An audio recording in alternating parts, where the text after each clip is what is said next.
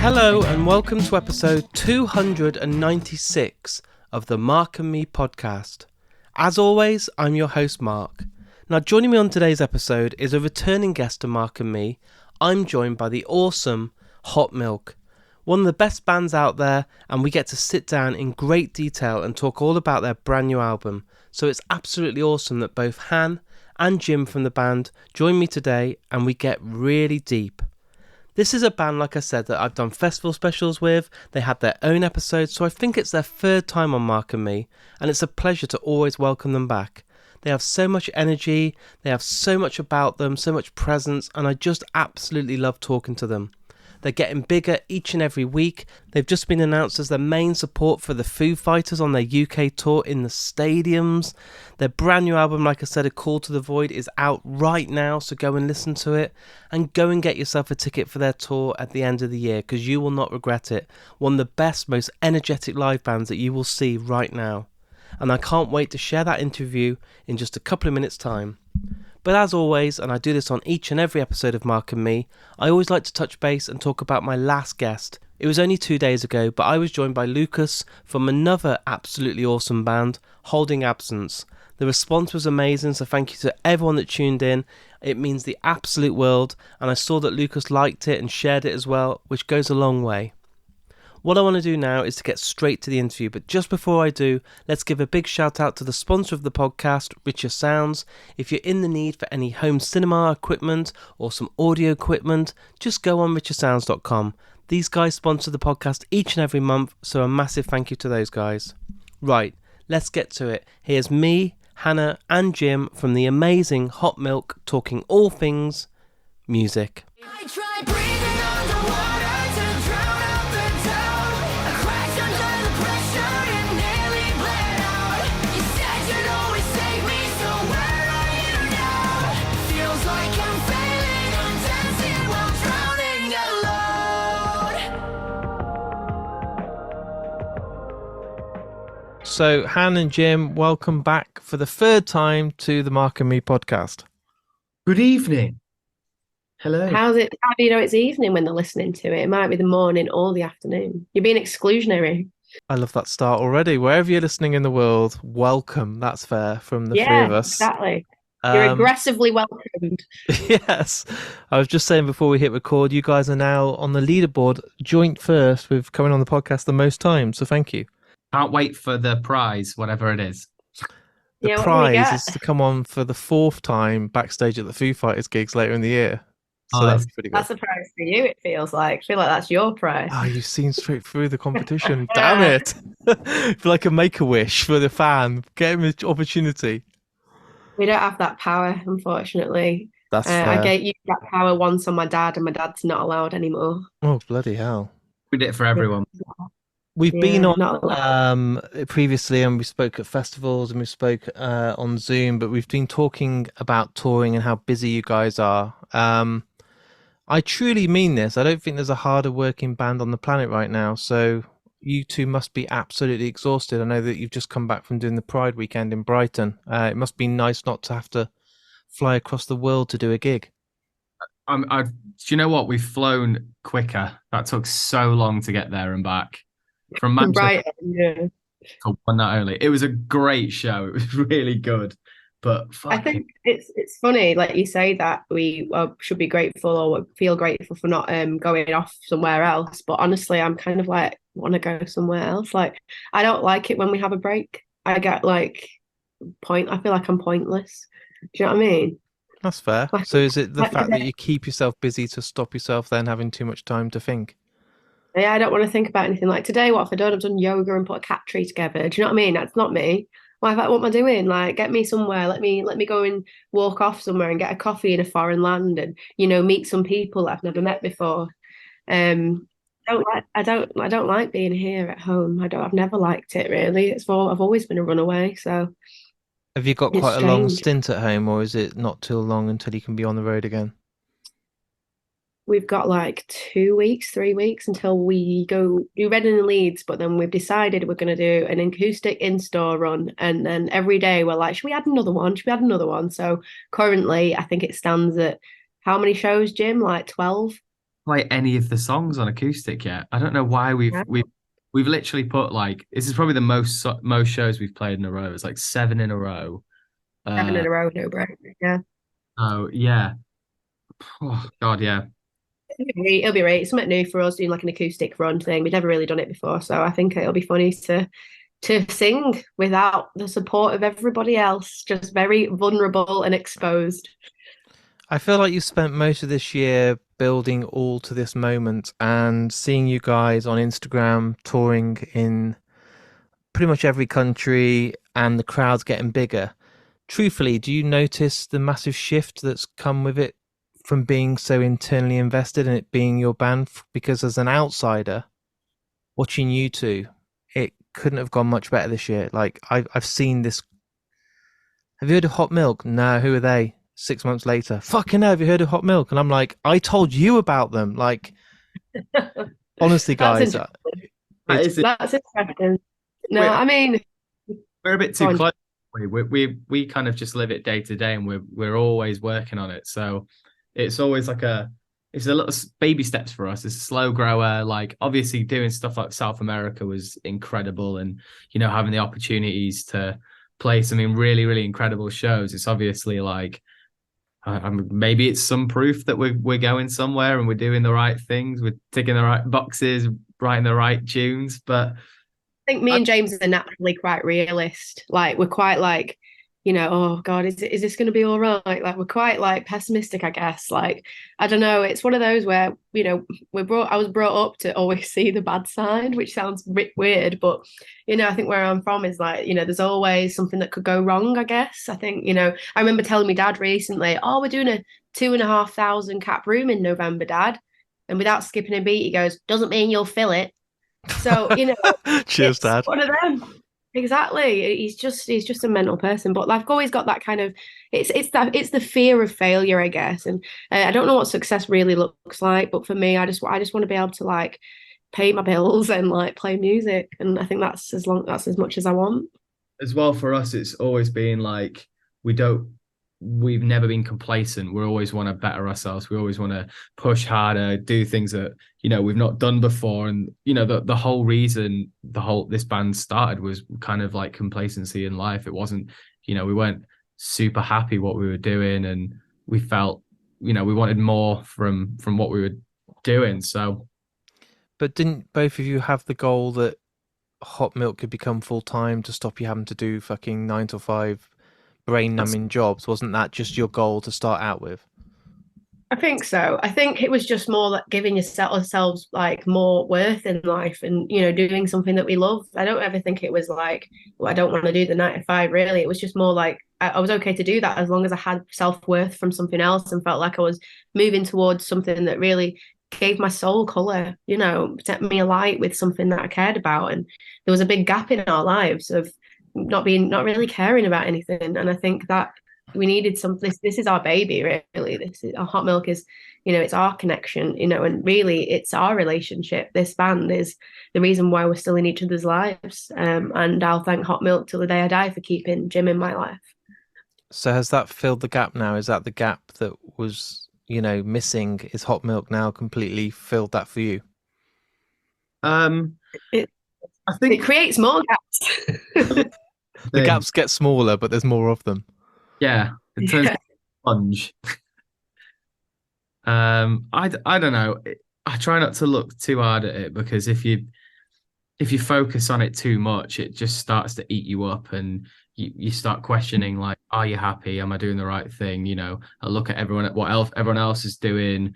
Oh, everyone's getting married, having kids, going on holidays, buying nice cars, and we're still playing fucking stupid songs to people throughout the world. But like, I love it, and I love the decision that we made in order to pursue this band. I do think it comes with a lot of sacrifice as you get into your late 20s and stuff, and you do see like people getting married, having kids, and buying houses, buying cars and stuff, and like we can't do that because we're in a band. And there's not the same financial stuff that comes with it anymore, not like it was 20, 30 years ago. So there is an element of struggle alongside the art, which I guess it's what you've got to go through for sure.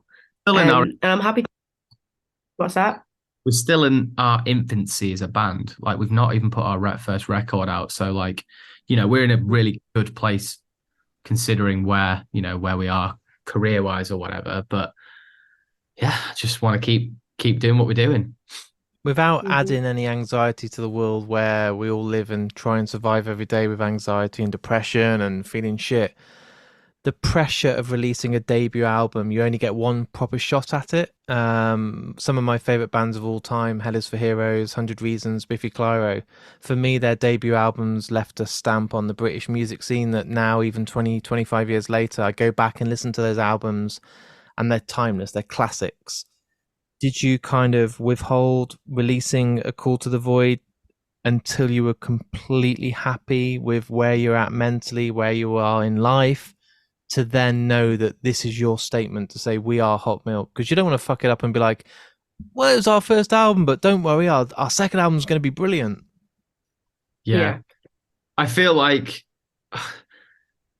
I mean, we're definitely not happy and content and whatever, but I feel like the reason why we put so many EPs out was because we needed to work out what we wanted to play, what we wanted to write, who we are as a band, who we are as people. And all of that has kind of influenced and kind of come to a point now where we were terrified but kind of ready to write an album. And even still we had to be pushed. We finished a tour and the label were like, you need to go straight in and start writing an album. We weren't ready. We were just like, we've put it off for so long, don't know what to do, don't know how to start this, what is music, how do I sing, how do I write? And we just kind of let it write itself though, didn't we? Like it was one of those that, like, the first day we got in the studio, I just cried because I was just on 3 months of touring back to back, hadn't been home. I just wanted my mum, and I was on the phone to my mum. She was just like, just get a plane home because we're in LA. And I just cried. And then we were in a studio with a guy called Zach Safini because we like to go write with someone else as a referee sometimes. And he was just like, well, why don't we just write about this? What are you feeling? And I just said, like, I just put it all into a song, which ended up being Breathing Underwater off the record, which I think became the defining song from the record and the one that I think is at the core of the whole of the themes and everything. That's the next single, actually. It's going to release a new single next week, but it's one of it was a song that just kind of lit this fire and became the center point for the record. And I think going back to like the way you put it, I don't think I've really thought of it that way until you've just brought it up with like, your debut single. It is a bastion of like what your band is. And, there are plenty of incredible albums. There's plenty of dog shit first albums. And I really hope like we can look back and, in 10, 20 years and look back and be like, yeah, that still stands up to, everything else. And you know what I mean? Even if it doesn't to other people, I hope that the two of us can look back and still be proud of what we've done. I like the albums. So that's 3 of us. That's pretty good. Well, all the work, all the effort has been paid off because Mark likes it. Amazing. Well, Mark likes it. Exactly. We're all good. But that's the thing, like, it feels weird for people to say that they like it because I think I just always assume people won't. And it kind of like always brings me to tears a bit that when people say, like, I'm almost seeing what we see in it, because I think I just always assumed, even in life, that either I'm not liked or like the record won't be liked. I don't know. I've just kind of got a bit of a pessimistic view on it because I'm scared. I think it's like a protection thing of like, well, everyone's going to hate it because it means that if they do, I'm protected because I already thought that, That's fair, and it's a good way to be, and then you're never going to be too disappointed or let down. But just before you guys came on the call today, I had Haley on here. And sometimes it's difficult when you're interviewing a band or a film director because you don't want to kiss the arse too much of someone because, I don't know, I think there's a balance of like being a fan of someone's music and also being a podcaster. But I've had your album for a week and I've had it on every day and I've been driving and the choruses stay in my head the whole night and I'm getting home and I'm singing them all night. And I just said to Haley just before you came on, for me at the moment, it's my album of the year. I fucking love it. But I have to remind myself that no one else has heard it. So I can't be like to my mates, like, oh, did you go to Pride this weekend and see Hot Milk? Oh, what about this song? And they're like, what? I've not heard that. I'm like, oh yeah. It's fucking awesome, guys. I'm going to be honest. It's unbelievable. And you should be so proud of it. It's going to give you the platform and the stepping stone to become everywhere and everything you deserve. Truly. Thanks, mate. That it does. We really find it hard to take kind of compliments, and we're almost like, you like it, all right? Well, what's wrong with you? Why do you like it? Yeah.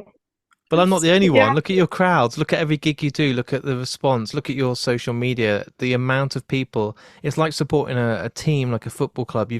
Your stadium's getting bigger and more full every time, and everyone's holding their shirts and scarves up. And there's a real love and passion, and the connection you have on your stage and your live show. I saw you in Birmingham on your last tour, and you don't have that barrier between you and the band. And when I go and see bands that I fucking love, Korn, Limp Bizkit, Deftones, there's a big barrier. That's the band on stage. They're a spectacle. They're incredible. They're 25 years in the industry, but they're out of touch and distance.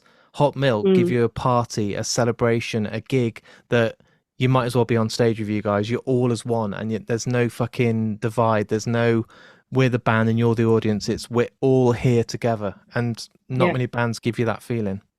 I don't know how I would do it any differently than that. I don't know if it's in me to do. I feel like I'm like my mum when I'm on stage a little bit. I'm a bit like a host, and I feel like you're in my house, and I feel I have to make you feel comfortable. And if I don't make every single person feel comfortable, then I failed as a host. Do you know what I mean? Are you bringing like a tray of sandwiches and cups of tea for everybody? Yeah, that's kind of like what I feel like sometimes. I think because I'm such a people pleaser, I don't want anyone to feel like not included, if that makes sense. And I feel like when I think like that's the gig is our gig, and it's our job to make sure everyone leaves feeling full and feeling exhausted and exhilarated, but full. I just think. I feel like we were incredibly privileged to get the opportunity to support the Foo Fighters so early on in our career, because we always had that ethos of being like, we just want everyone to have a big party. Me and Hannah used to go to punk shows. It literally was everyone on the crowd on stage jumping back off. And that's kind of like, we want to have that feeling no matter what size venue it was. And watching the Foos, Dave really kind of, you feel like he's singing to every single person in the crowd as if it's just them, rather than just like this sea of people, which it is. So I was so in awe of like how that feeling was kind of like amplified in such a great way. Like I would love if someone said that, if we were playing that size stadium or whatever, and someone said like, oh my God, it felt like you were like singing right to me, I'd be so proud and stoked that I'd achieved that. I honestly think it's a part of that is having like an open heart as well at the same time when you're performing. I think it's in your body language, it's in the way that you look at people, it's in your eyes. Like, I think the way that I am is that I do go on there with an open heart, and I'm ready to receive and give the love. Like, I don't go unguarded. I go on ready for them to throw at me whatever you want to throw at me. Like, I'd love to be bottled, honestly. I think that'd be fucking funny, because then I'd just throw them back. You know what I mean? Whatever you're gonna give me, I'm ready to receive, and I'm ready to give it you back. And I think it's that I almost feel like a bit more of a philosopher sometimes than a musician, but I feel like it is like that attitude to being ready and open, and just ready to give people your all and everything. You got to leave skin on the stage, How long is it that you guys have been sat on your album, with obviously with COVID and lockdown and everything being hard to get pressed on vinyl and the world being a bit crazy? Have you guys had the album finished for quite a few months now? No, literally, we started writing it in June. Yeah. We finished it in January. We've been sat on it for 9 months. Yeah.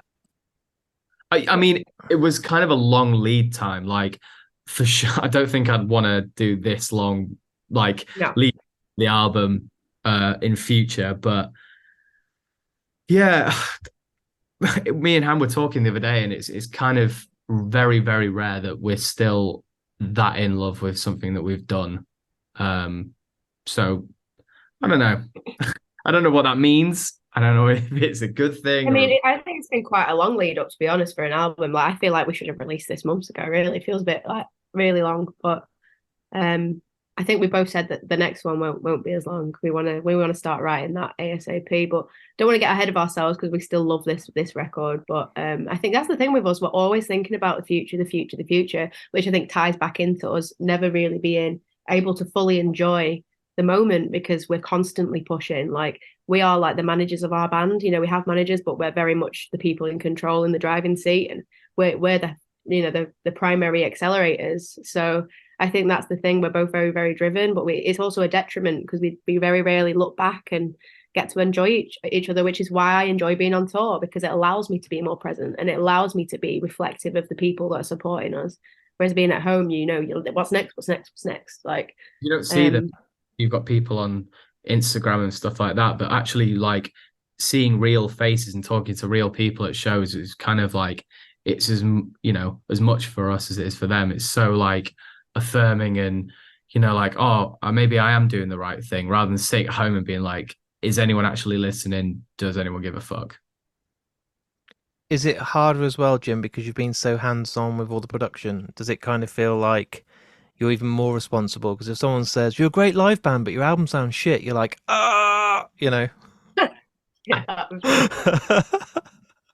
yeah, maybe. I don't know. Like, I tend to stay off the internet because it makes me very, very anxious and depressed. So even if people did say that, they wouldn't. I'm just throwing it out there. I've read one person, might in Germany. In Germany, they bloody would. The Germans are very good. Tell you exactly what they think. And I like that. Do you know what? I'd rather someone fucking doesn't bullshit you around. They just tell you exactly what you think. Because, if it's not good enough, then you need to be better. And I'd rather know that than... The kick drum on track 6 was slightly too loud in the mix. I'm still hearing stuff now that I'm like, fuck, that's wrong. To be fair, yeah, we've listened recently to some bits of it when we took the vocal stems away, and we were like, hang on, that's slightly out. That's a semitone out. And we're like, is that on the record? We listen back and we're like, fuck, how have we missed that? So there's like little tiny things that are wrong. When we were in South America, there was a guitar that was completely out of time. I was like, how have I managed this? So yeah, I feel like the normal listener won't notice, but you and me will now for the rest of our lives. We'll do a 4th episode where we just strip down every track and then go through a fine detail and be like, hear that? That's a cough in the background. That's someone on their phone. That's someone fucking playing the wrong chord. It's normally me with my jewelry. Bloody hell, that little doll jingle is literally named after you doing vocal takes. Yeah, take your necklaces off. I can hear your bloody necklaces in the back of it. I'm like, oh god, all right. Strips me down. I have to track everything naked, Mark, honestly. Fucking hell, there we go. So I suppose the crazy part now is you've sat on it since January. It's not far now from the world to listen to. You then get to do this tour and go out there and start playing these tracks. Do you kind of slip 2 or 3 tracks in, hoping that the crowd then, here's a new one, and start testing the water already? Or are you waiting and then being like, right, here's the song that you've all known because you've had the album 2 weeks? How do you... I always worry when you're doing a set list.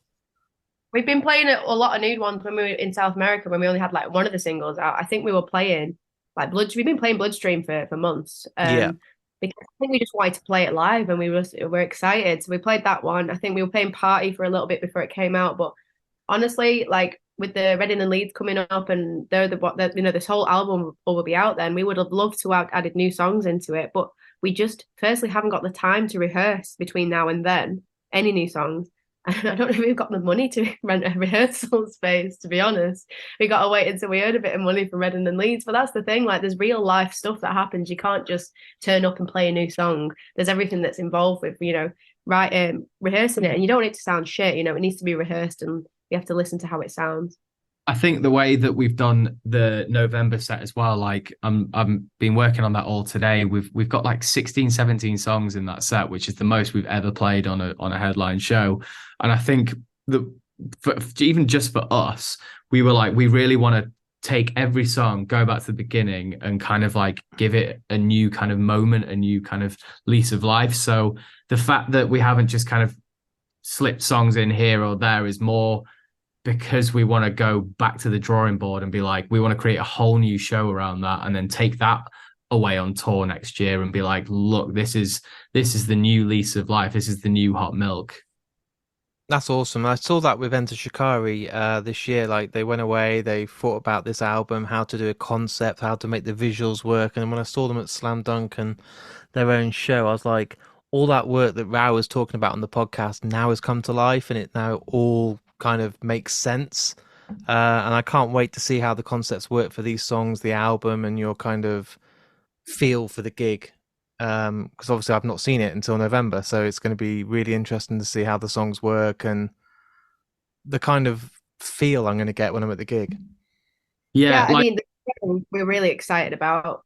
We've literally written a whole concept for it, and I think it's visually going to be very, very exciting to watch. I think, James has designed the whole set. We've invested a lot of money into it to make it look like a dramatic, almost theatrical thing. Like it's not just a fucking punk show where we go on stage and play and talk. It's going to be a whole elevated hot milk show to, we want to be the band that we've always dreamt of being. And so this is the first steps towards that. And I think it really sets our intention towards the future of our band. And, we want to be a band that delivers for people to come and be, mind blown and be like, you know what, that was fucking sick. I just want people to have a really good time and have their eyes and their ears, stimulated and walk away feeling full and, just really like impressed, I guess. Like, because this is the beauty of it all. Like the visual side for me is really important as well. Spend a lot of time on, how all this looks as well. So I think it's art extended beyond music, and I'm really excited to deliver that to our fans in November. Yeah, and going back to what you said, I really hope we still encompass that kind of feeling of togetherness and not drift into a band that's like, obviously, like I come from a world that, looks at insane productions and I'm like, wow, this is incredible. But, that just amplifies, well, it should amplify what the band is and like, turn it into an even bigger and more incredible experience rather than being like a separate entity being like, look at this, listen to this. It should be like one thing. And I really want work cohesively with the band's strengths. And I think that's what I try to do here is just, not rely on production, but really help it accelerate and make everything super shiny and nice and really fucking great to watch and listen to. But that's what works really well. I think within the last 3 or 4 months, I saw Paramore and I saw Sleep Token. And on the way home, I was talking more about the lights, the way the show looked, how the gig was. And then we were talking about the music. And it was like, oh, fuck, yeah, they were really good as well. But I feel like bands have now got to deliver more than just a good little stage show where you're jumping around with your guitars and instruments. You've got to put on something that's an experience, Well, I do think it's interesting that you say that because James is the one that does all of Sleep Tokens, lights, and production. So we could have him doing all of that on the side of Hot Milk. So he's incredibly talented in a multitude of ways. I love that you both smiled. I thought, have they got a joke about Paramore or Sleep Token here? No. What's the secret little thing? And then now you explained. I was like, oh, okay. yeah, no, he's very talented boy. It's annoying actually. It's really annoying. He's one of those kids that you're like, oh, here's a harp. And he's like, oh, what's that? Picks up and then plays like fucking Mozart on it. And you're like, fuck off. Pretty much. Look at him just smiling away on the podcast that no one can see. I don't know. He's got bashful, that's why. I don't know. I'm merely just an innocent man. But boy. Sleep Token looked fucking ace, dude. So hats off to you. Thanks, mate. Well, hopefully everyone will go away whistling the lights, as as people say. You don't whistle the lights. Well, it's videos of the sound, do they? I don't know. So with the announcement, obviously, of everyone in the world trying to get a Foo Fighters ticket over the last few weeks, which is just fucking chaotic. Do you guys get really nervous when you know that? And I say this with full respect, everyone's bought a ticket to see the Foo Fighters, but it's your golden ticket to hope that some people leave that night going, that fucking support band was sick. I'm going to get their album or I'm going to check them out when I get home. It's a golden ticket to win thousands of people over that are there to see Dave, Well, now you say it like that. No, I think for us, like, I just like playing with the Foo Fighters. I just genuinely enjoy the day. Like, I think the last thing I kind of think about is the show in a way, because I think if I think about it too much, then it freaks me out. So I think what I try to do is try to enjoy the show and just be ourselves as much as we can and let people organically attach themselves to us. Like, because there's no point in trying too hard and being like, something you're not. Like, we're going to come out and give it hot milk, and if they like it, they like it. If they don't, they don't. Like, all I know is that I'm very lucky to be there to share the stage with such great musicians. As it's, for me, it's mad because I'm like self-taught in a bedroom, and I never in a million years thought I would be outside of that bedroom, full stop. So to be on that stage is insane. But I think we just need to take it and enjoy it and be together, and I just can't wait to lock in and have those cool moments. And I think these new songs are really going to fly in those stadiums. And I think the show that we've built, because we've been so used to playing these big stages now, I think we're fully ready for this kind of show. And I'm excited to give it hot milk and just give them it and show them what we can do.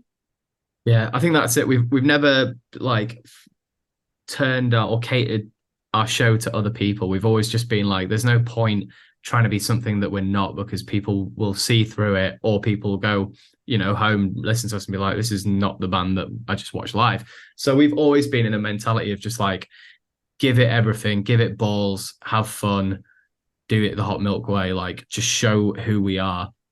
So like, there's gonna be plenty of people that are like, this is a pile of shit, and that's fine. Oh, Like, I don't care. There's plenty of bands I've seen that I've just been like, not my thing. But for everyone that is there and wants to party with us, we'll give 110% like we always do. So did you get nervous? Not so much anymore. We're getting more nervous for smaller shows, actually. Yeah, like these acoustic ones that you've never fucking thought about until today. Fucking too right. I'm going to be dead nervous for that, because I think when it's going to be weird, it's just me and Jim being there as well. I think Tom and Della will probably be at the back or at the bar or something. But I think I find a lot of confidence and drawing a lot of confidence from like the brotherhood that we have, and like the family vibes that we have. And I think we all draw from each other on that. And I think having that taken away is going to be weird on the acoustic shows. But on the foos, like, I think because now we kind of feel very comfortable in that environment. We've played a bunch of festivals with them this year, in Germany. So we're used to that camp. We know it's similar faces. We're at Glastonbury hanging out with Dave. We kind of have this like level of a blanket, a security blanket of like, this is our people that have the best for us. What are you laughing at? We're not used to is the size of the stage, where we are so unfit. So I'll just hear Hannah running behind me because we're used to playing like a stage the size of this table, and she'll forget that she's got to sing in about 2 seconds. So I just hear fuck, like running back to. Hey, that's not happened in a while. That was when we first started playing those big stages. I got a bit too far away from the microphone, but I know what I'm doing now. Listen, I've not done that in a while. Still unfit. I'm very unfit. No, 100%. I went to fucking half an hour of yoga today, and I'm killing. And I was like shaking in it. I'm so unfit, but I just can't stop eating crap. So, oh well. Tomorrow you'll feel it more. Your like arms and legs will feel heavy, and you'll be like, and now eat some Monster Munch in bed and crisps and cake and.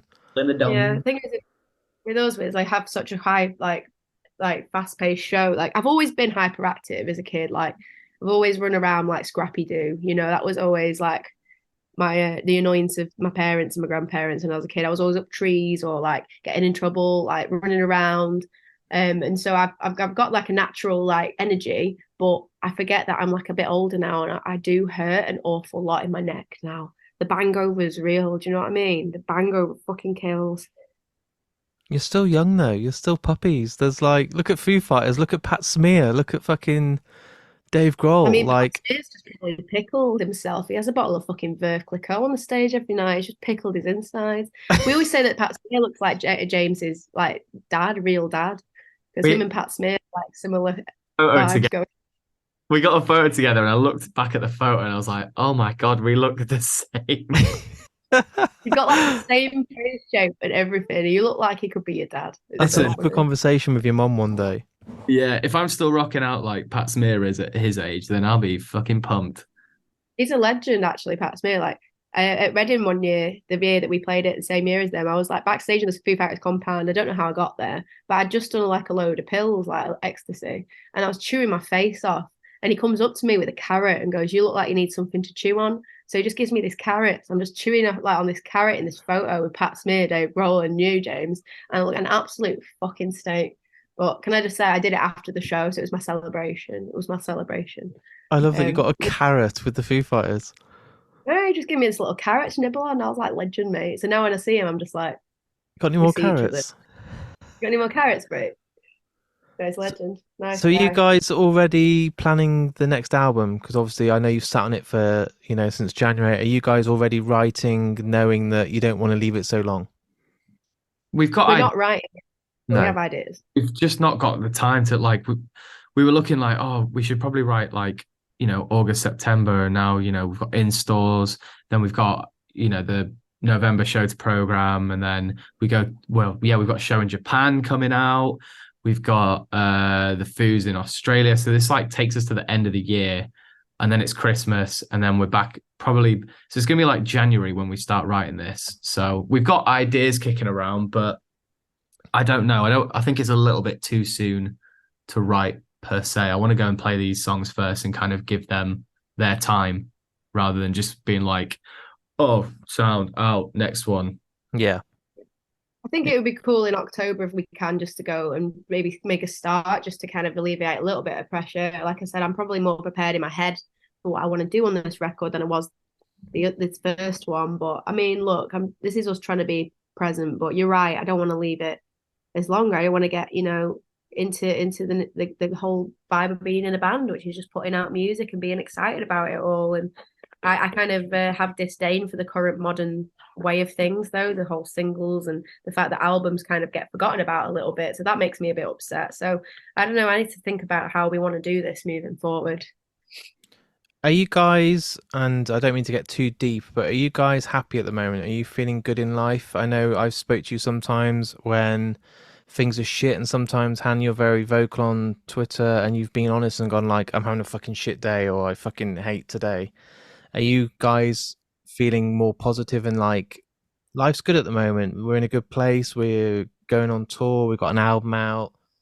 Are you not wearing the mask as much at the moment? Do you feel like you can enjoy the day a bit more? I think it Uh, depends on the day you ask me. I think like I struggle from depression, so it's hard to tell what's real and what's not. My brain is wired a certain way that just has this grayness over everything. So I have days where I feel incredibly grateful. I'm always feel grateful, always grateful. But I sometimes find it hard to find the joy. I think honestly, what it comes down to is the fact that like I'm barely living at the moment in terms of like, my financial situation and the fact that, we're seeing, friends get married and friends get houses, friends get, dogs. That's what a dog, you know what I mean? I've But got we two. can't do They're it because amazing. Yeah, they are good. exactly. You I don't need can't have a dog. children. You don't need all this fucking No, responsibility. Just get dogs. no, I don't want a fucking kid. Don't get me wrong, not yet, not for a long time. But I think it's the element of when you are home, you do feel like you're getting left behind a little bit. And I think if you've got parents like mine, bless them, like they are supportive sometimes, but there is a level of like, have I disappointed them because I've not given them the things that they wanted? But And so to it does make them, me a bit. to them, is it important they had a photo of you with a degree in your fucking gown on the side, or is it important to them that you're having a photo at Aston Villa Football Club with fucking Foo Fighters on a stage that anyone would dream of? Like, what's their vision of Well, success for you? I have a picture of me with a gown and a hat on with my degree, and no photos of me playing music around the house. So answer that. Oh, Yeah, it's when fine. they're It out, is what it swap them all around. Get the carrot photo out. Put that there is. instead. No, I mean I invite them to the gigs and that, but they don't really get it. They're not music people, so it's hard to explain, isn't it? Why you would choose this over a job they don't understand. So it is what it is. What's strange though is I suffer from depression as well, and I don't put it all over social media because I kind of I get sucked into that game of telling the world I'm fine and showing the world I'm having the best days and never publishing the days when you don't want it anymore. But what I feel is interesting is that when you're talking about all your friends or family and people having these photos on there with engagement or gender reveals for their kids and all these things that people should be doing at certain moments in their life, I wouldn't be surprised if 80-90% of them would kill and drop everything to swap with Oh, you. absolutely. And I think everything's relative, right? I think that's the thing. You can always want more. I think what I crave is stability, which is fine. I chose this job in my life, this path in life that you do sacrifice stability from. But I don't. I think because I'm a super sensitive person, I didn't really fully realize like how that stability, once it was removed, how I would feel. But don't get me wrong, like I wouldn't exchange this now for the world. I think that there is just somewhere in my future I would love just to have like a little bit more like of a level home life, I guess, because when you are away so often, I find it really hard to readjust to being at home. So like that's where at the moment I'm happiest on tour. I'm happiest when, I'm with like Jim and Tom and Della, and we're a unit and we're a family on the road. That's when I'm happiest. But if we did this interview when we were in Brazil, or when we're on tour in America, whatever, it'd be completely different answers. But I think right now when I'm back home, I just find it really hard to readjust and find a rhythm again, because there is no rhythm when I'm at home. Feel free to take me to Brazil. We can do another interview over there. I'm more than happy to do that. Hear the different side of Han. Yeah, I think that's the thing. Like, I'm happiest when I'm surrounded by our people, and our fans are there to give me that, like, kick up the ass, and I have to be good for them, and that's honestly what I need. And I think, yeah, just at the minute it's we're going up to this very scary time with the album, and I think my emotions are everywhere. Like, I've had some really good days recently with all my mates, but then it creeps back in and it catches you when you don't even realize it. Like, you can wake up and your brain is just completely in a mad state of affairs. Everything can just feel like the color's been drained from it. It's weird. It's honestly It's a like fucking pain in the ass. Like, if you strip it all back and be honest, like, weirdly, I did put on Twitter yesterday for the first time probably in 5 years how I felt. Not like what I was eating or a picture of my dog in a fucking dress or whatever I was doing, or it was a genuine update. And I just put, anyone else have those days where you wake up and everything's shit, you just feel really fucking low, but there hasn't been anything to trigger it. There's not been like a breakup, or you suddenly looked at your bank balance, or someone's told you that you're a fucking arsehole. You've just had this day where you're not good enough, you look fat, you look ugly,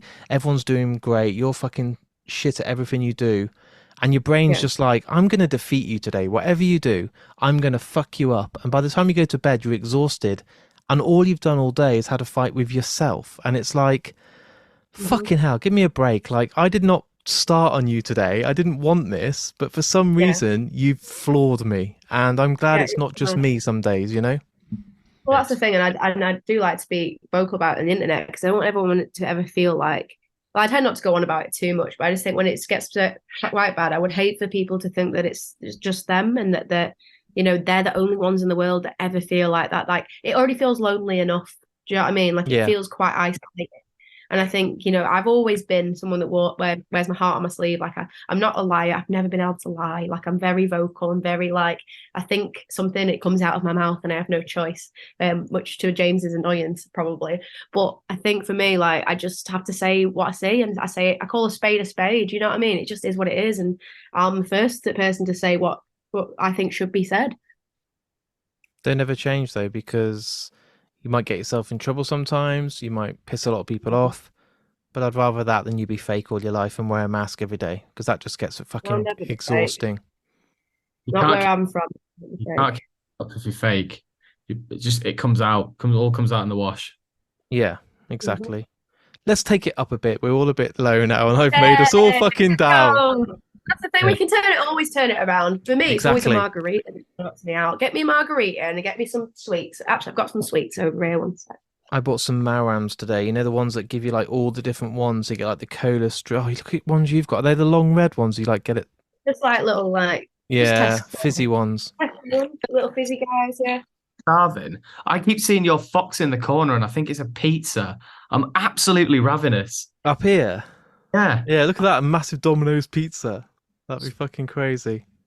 You can tell that you guys aren't on the like A-list celebrity status yet, because you're eating the Tesco's own 39p strawberry. Mate, come on, they do the job. Why would I go premium when you can just have your 39p ones? I'll remind you of that one day. In 10 years' time, you'll be sitting there with your Waitrose strawberry exquisite fizzy. We're not racist. This is M&S strawberry fizzy. Sometimes I do go in M&S and treat myself when I've had a bad day. What, you can afford Percy Pigs and the fucking Colin the Caterpillar Mhm. sweets? Fucking hell. Buy one thing, they do this like black rice edamame thing, and I get it like once every 6 months as a Remortgage the treat. house so you can buy it. You know, yeah, exactly. But now, man, I think I come from a working class background, and we used to hide from the milkman. So I don't think I'm ever going to be in a position where I'm not, just buying the not the cheapest thing, but the most reasonable thing you got to purchase, isn't it? Like, mum taught me well. Jim, what are you going to have for tea tonight now? Are you hungry? My housemate, I think, is making some sort of like chicken and ginger curry, some sort of thing. So I that don't know. sounds good. I'm surprised you're trusting him to cook again. Huh? Surprised you're trusting him to cook again. Oh yeah, I know. Last time he was like, "I've made you a a pad thai and there's no soy sauce." I was like, "So it's just fried vegetable." Fucking hell. Cool. Thanks, but I'm all right. Yeah. Oh, Bless him. He's good at lots of stuff, Kennedy, but he's not great at cooking.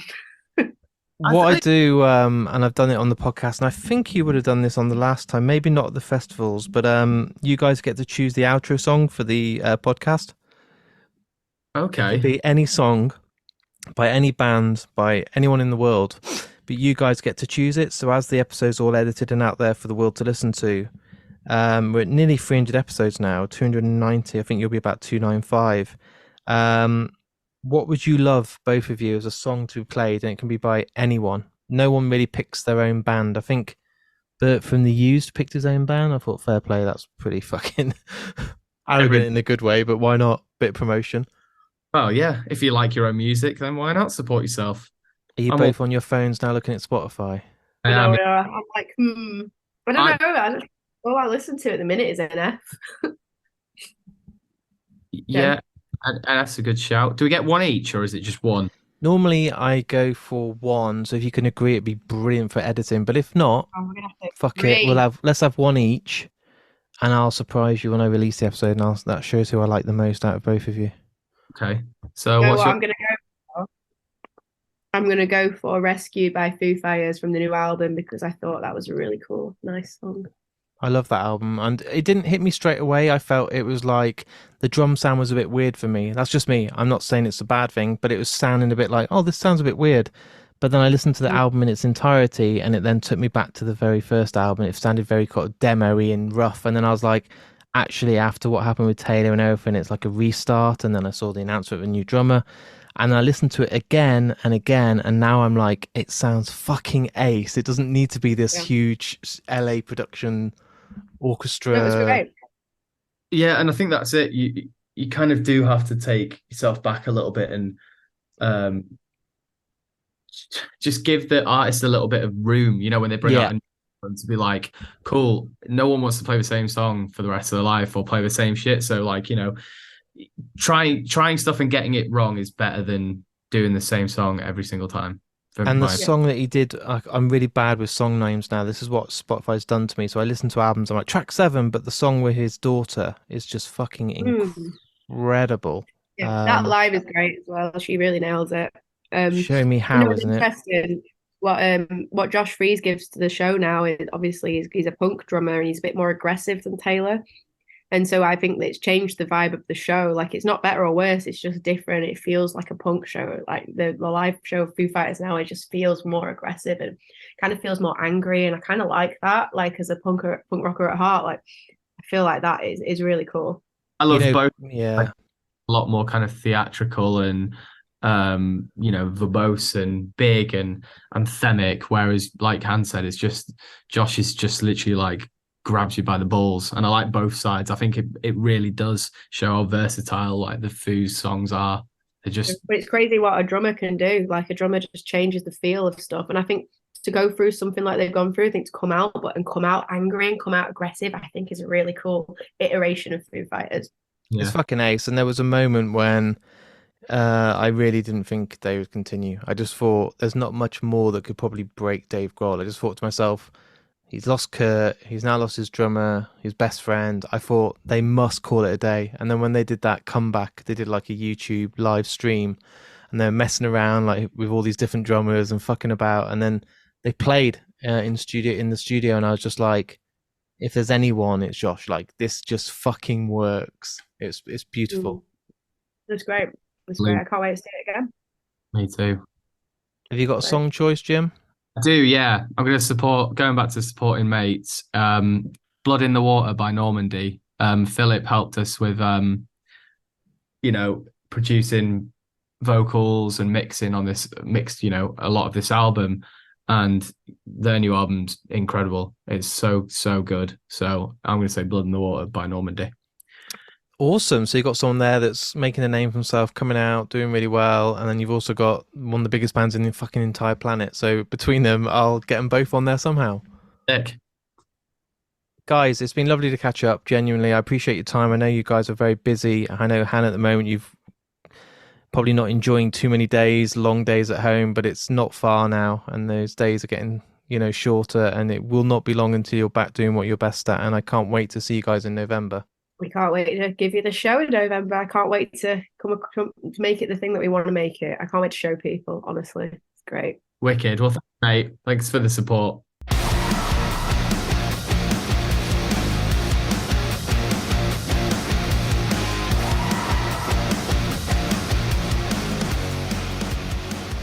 So there's my interview with both Han and Jim from the amazing Hot Milk, a band that I'm a huge fan of. I never ever shy away from telling anyone that I meet about new bands, and Hot Milk's debut album is out now, and I can't honestly praise it enough. A Call to the Void. It's absolutely awesome.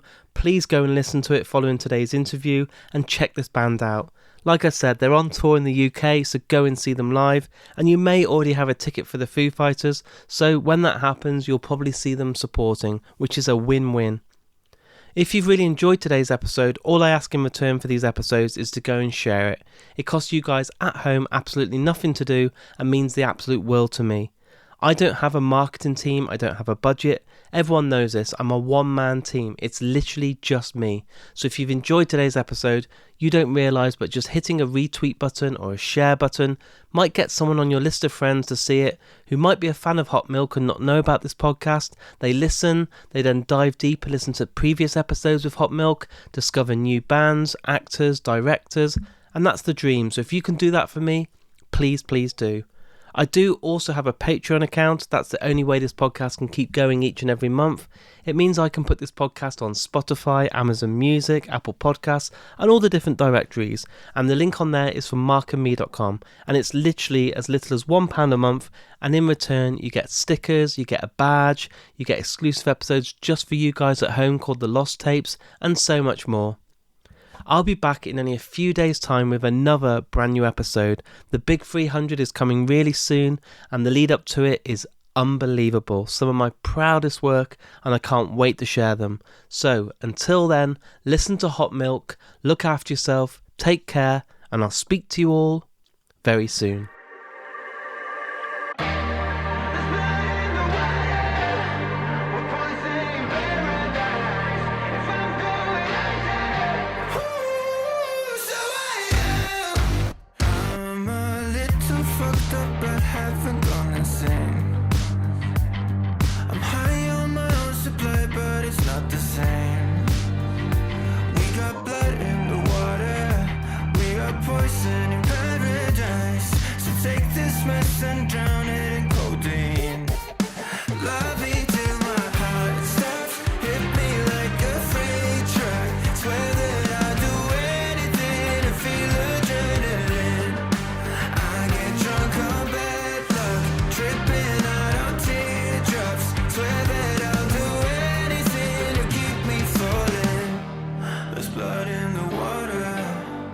Poison in paradise. If I'm going under